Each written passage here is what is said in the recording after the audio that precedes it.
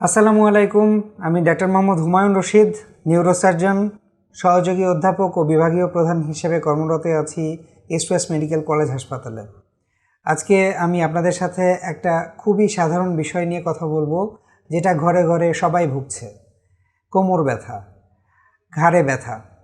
দেখুন, ঘাড়ে ব্যথা, কোমর ব্যথা এই সমস্যাগুলো এতটাই কমন যে এটার জন্য সারা বিশ্বে অফিস থেকে ছুটি নেওয়ার প্রবণতা, সেইভাবে যদি র্যাঙ্কিং করা হয় তাহলে এটা হচ্ছে দ্বিতীয় প্রধান কারণ।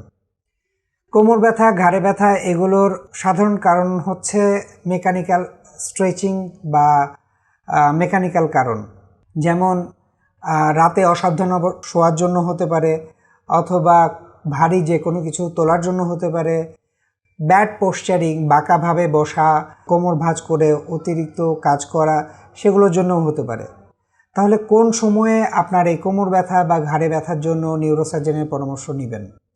কোমর ব্যথা যদি কোমর থেকে শুরু হয়ে পায়ের দিকে নামে, বিশেষ করে এক পা অথবা দুই পা, সেই সাথে যদি ব্যথার সাথে অবশ ভাব, ঝিঝি ভাব এগুলো যদি পায়ে নামে, তাহলে বুঝতে হবে কোমর ব্যথার কারণ সাধারণ কারণ না। সেই ক্ষেত্রে ডিস্ক জনিত কোনো অসুবিধা থাকতে পারে। ডিস্কজনিত সমস্যা থাকলে আসলে চিকিৎসা পদ্ধতি বিভিন্ন রকমের হয়ে থাকে।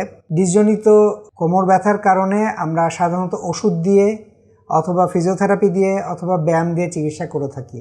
শতকরা 90% কোমর ব্যথা ওষুধ, ফিজিওথেরাপি এবং ব্যায়ামের মাধ্যমে ঠিক হয়ে যায়। মাত্র 10% রোগীর ক্ষেত্রে অপারেশনের প্রয়োজন হতে পারে। সুতরাং কোমর ব্যথা, যে কোমর ব্যথাটা কোমর থেকে পায়ের দিকে নামছে, দু পায়ে অথবা এক পায়ে সীমাবদ্ধ থাকছে, পায়ে অবশ ভাব, ঝিঝি ভাব থাকছে, অনেক ক্ষেত্রে পা দুর্বল হয়ে যাচ্ছে, হাঁটতে কষ্ট হচ্ছে, ওষুধ খাচ্ছেন ব্যথার ওষুধ, কিন্তু কোমর ব্যথা ভালো হচ্ছে না, তাহলে সেক্ষেত্রে অবশ্যই আপনাকে একজন নিউরোসার্জনের পরামর্শ নিতে হবে এবং তার পরামর্শ অনুযায়ী কোমরের এক্স-রে এবং বিশেষ করে এমআরআই করে নিশ্চিত হতে হবে যে এই কোমর ব্যথার কারণ কি ডিস্ক জনিত সমস্যা কিনা।